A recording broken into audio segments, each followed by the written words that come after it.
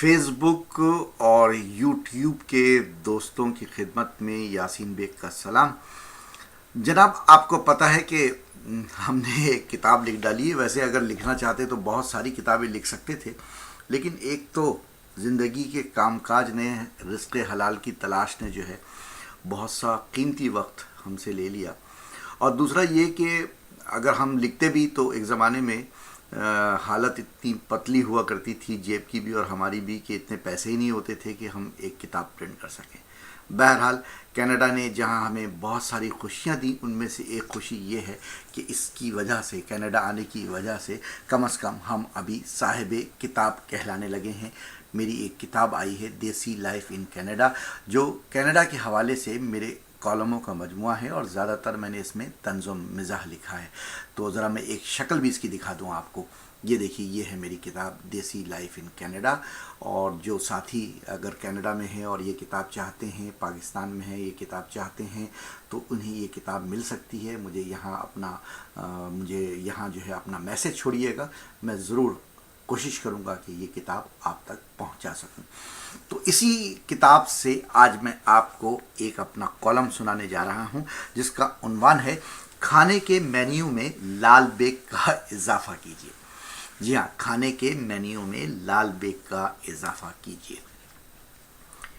ایک خبر کے مطابق بھارتی شہری رمیش کمار 1 منٹ میں 50 لال بیگ کھا کر پر امید ہے کہ اس کا نام Guinness book of world record میں درج کر لیا جائے گا. خبر کے مطابق رمیش بچپن ہی سے لال بیگ کھانے کا عادی ہے.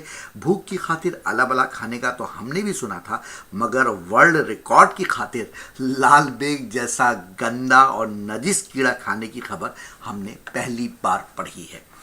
اب تک لال بیگ کی حیثیت اس سے زیادہ کچھ نہ تھی کہ اسے دیکھتے ہی مار دیا جائے، اور اس کی افزائش کو روکنے کے لیے طرح طرح کے کیڑے مار دواؤں کا استعمال کیا جائے. رمیش کمار کی اس حرکت سے یقیناً قوم لال بیگ میں سنسنی دوڑ گئی ہوگی.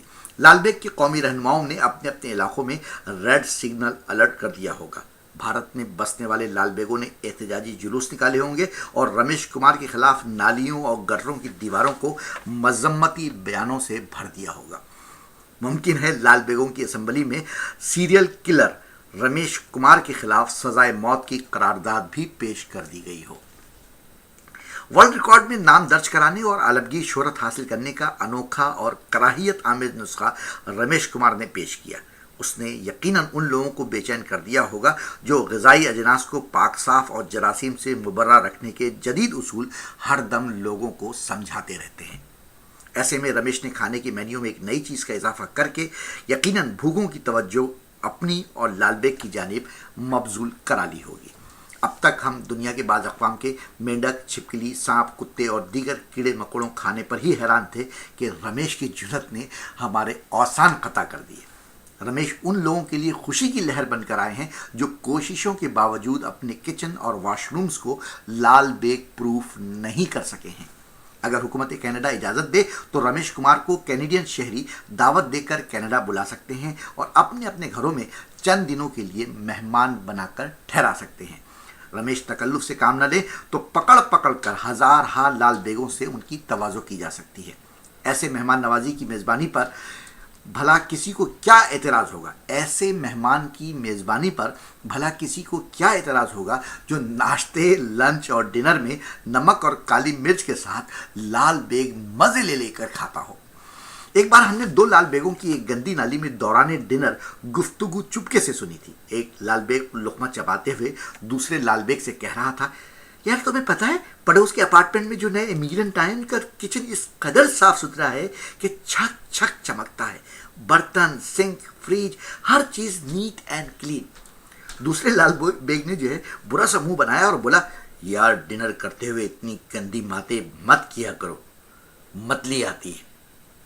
رمیش اور ان جیسے تھرڈ ورلڈ کے باسیوں کا المیہ یہی ہے کہ وہاں غریبوں کے لیے کھانے کو کچھ نہیں. فضا بھی اتنی آلودہ ہے کہ مفت کی ہوا خوری بھی مہنگی پڑتی ہے. آٹا، چاول، دالیں اور سبزیاں بھی اب رسائی سے باہر ہوتی جا رہی ہیں. ایسا لگتا ہے کہ ان ممالک میں غریب کا پیٹ سے ہونا ہی جرم ہے. جی ہاں، ایسا لگتا ہے کہ ان ممالک میں غریب کا پیٹ سے ہونا ہی جرم ہے. पेट वाले तोंदू सिर्फ सियासतदान ही नजर आते हैं जो 5 स्टार होटलों के खानों से लेकर कौमी खजाने भी यक जुम्बिश कलम हड़प कर जाते हैं। अगर इस वक्त आप किसी खास शख्सियत के बारे में मेरा जुमला सुनकर कुछ सोच रहे हो तो ज़रूर सोचिए, क्योंकि यही सोच यकीनन एक दिन हमें इन सियासतदानों से हमारा कला कमा करा देगी। Guinness book of world record वाले अगर थोड़ी सी कोशिश करें तो कौमी खजाने खाने वालों का आलमी रिकॉर्ड इन ममालिक से हासिल कर सकते हैं, ख़ासतौर पर पाकिस्तान से। अब तो कनाडा में भी अवामी खजाना चुपके से खा जाने की रिवायत आम होती जा रही है। पिछले दिनों वज़ीर आज़म कनाडा ने जिस तरह टीवी पर आकर कैनेडियन अवाम से स्पॉन्सरशिप के नाम पर $1 मिलियन चुपके से खा जाने पर अपनी जमात के अरकान की जानिब से माफ़ी मांगी तो हमें अपना बैक होम याद आ गया। ऐसे में आम आदमी लाल बेग का रुख न करे तो और क्या करे, क्योंकि गरीबों के किचन में आटा चावल कम और लाल बेग ही ज़्यादा मिलता है।